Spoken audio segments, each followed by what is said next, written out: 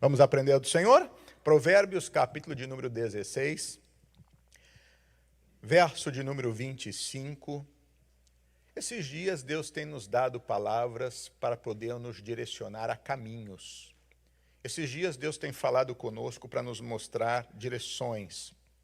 E hoje eu quero tratar sobre o melhor caminho. É isso que eu quero que você atente para isso. Provérbios, capítulo de número 16, verso de número 25, diz assim o texto sagrado: há caminho que parece direito ao homem, mas o seu fim são os caminhos da morte. Deus tem direção para as nossas vidas. Você crê nisso?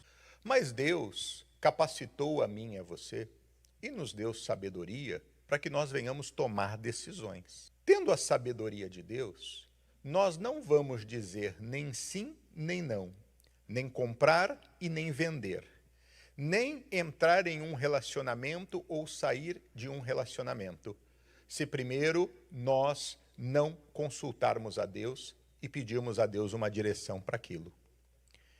E não agirmos baseados naquilo que os nossos olhos naturais veem, porque o que os nossos olhos naturais veem não são a direção de Deus para a nossa vida.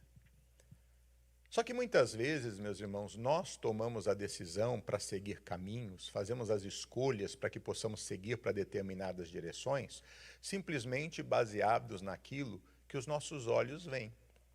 Quando nós olhamos para a história de Abraão e Ló, nós vemos exatamente isso.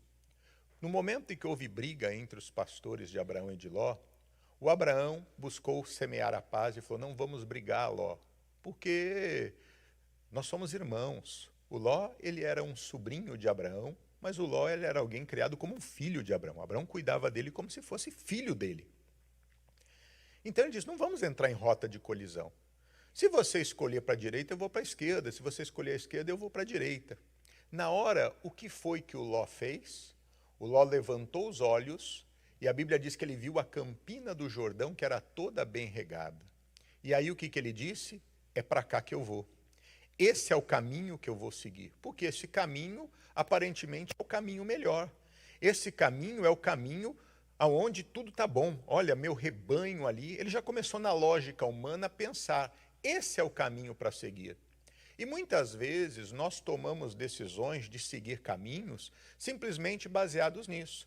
A proposta que recebemos que parece tentadora, a oportunidade parece muito boa, o negócio é o negócio da China e eu não posso perder. Cuidado com o negócio da China, a gente precisa do negócio do céu, viu? Mas a gente acha que o negócio é da China e aí a gente fala: não, isso aqui eu não posso perder essa oportunidade. Então, muitas vezes, nós somos baseados simplesmente nisso. Simplesmente nisso. E nem sempre nós entendemos que são nestas horas de necessidades que Satanás vem e apresenta propostas que parecem lucrativas ou boas. Quando é que que Satanás oferece pão para Jesus? É no momento que ele estava saciado? Era no momento que ele estava com fome? Quando é que Satanás oferece o poder dos reinos do mundo para Jesus? É no momento que Jesus estava numa situação positiva? Não. É no momento que ele está como homem. E claro, quer avançar, quer crescer, quer cumprir seus objetivos, quer alcançar as suas metas.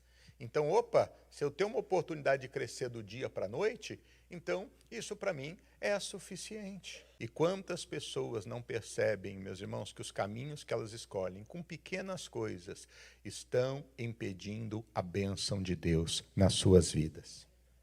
Estão impedindo a bênção de Deus nas suas vidas.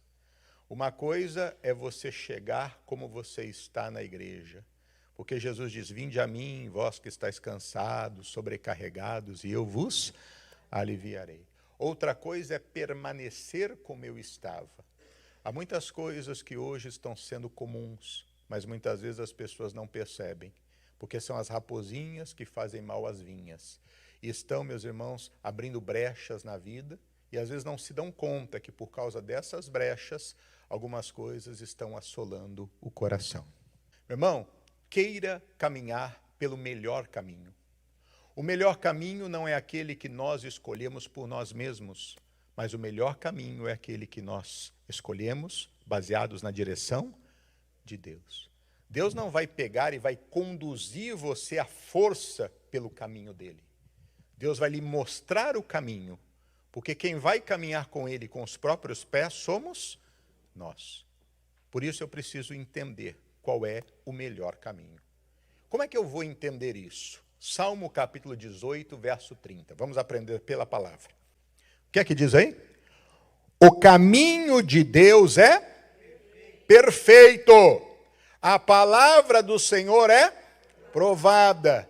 É um escudo para todos os que nele confiam. Guarda essa palavra. O caminho de Deus é perfeito. Guarda isso. A palavra do Senhor é provada. É um escudo para todos os que nele confiam. Meu irmão, entenda. Qual é o melhor caminho para eu seguir? Diga, é o caminho de Deus. Esse é o melhor caminho.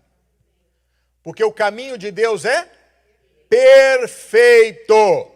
E a palavra do Senhor é provada. É um escudo para todos os que nele. Então eu preciso compreender, o caminho de Deus é o melhor. O caminho de Deus não é o meu caminho, mas o meu caminho precisa ser o caminho de Deus.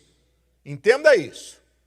Quando nós entendemos que o caminho dele é o melhor, então a nossa decisão é para seguir o caminho dele.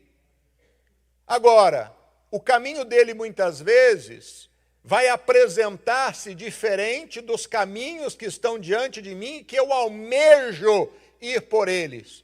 Porque parecem mais bonitos, porque parecem mais lucrativos, porque parecem mais prazerosos, porque parecem mais felizes, porque parecem mais tranquilos.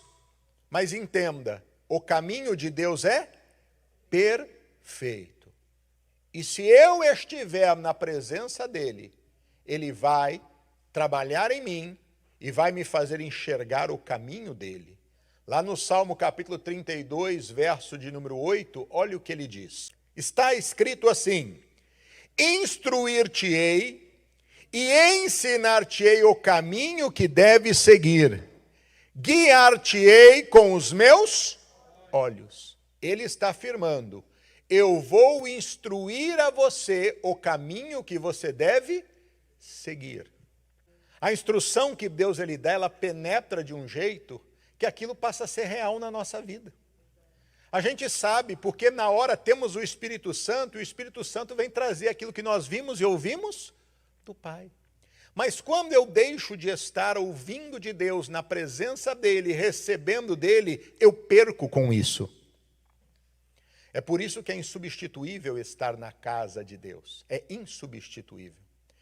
E a Bíblia fala, lá em 2 Crônicas, no capítulo 6 e no capítulo 7, tudo aquilo que somente estando dentro da igreja do templo, e eu levantando a voz dentro desse lugar, o Senhor, ele ouve e responde à oração. Porque o templo foi feito com um propósito, e Deus, ele declarou. Ele não habita em templos feitos por mão de homens, mas no templo está o nome dele, e ele prometeu que no templo ele traria resposta para quem fizesse as orações. E aí a Bíblia menciona várias, são dezenas e dezenas de áreas, que eu posso dentro do templo levantar a voz aos céus. O nome dele se fará presente e ele confirmará a oração. Isso é poderoso demais. Mas são coisas que muitas vezes, meus irmãos, passam desapercebido nas nossas vidas e nós não entendemos. E aí quando vem o problema, ao invés da gente ir para o lugar onde está o nome do Senhor, para aprender dele, para ouvir a direção, para participar dessa aula que ele nos dá sempre, e nos mostrar o caminho para que a gente vença, para que a gente não seja reprovado, não na prova, mas não seja reprovado nas provas da vida. Porque temos ali o conhecimento e sabemos como responder. Diante de nós estão os caminhos e ali nós sabemos o que traçar, porque nós sabemos a resposta certa.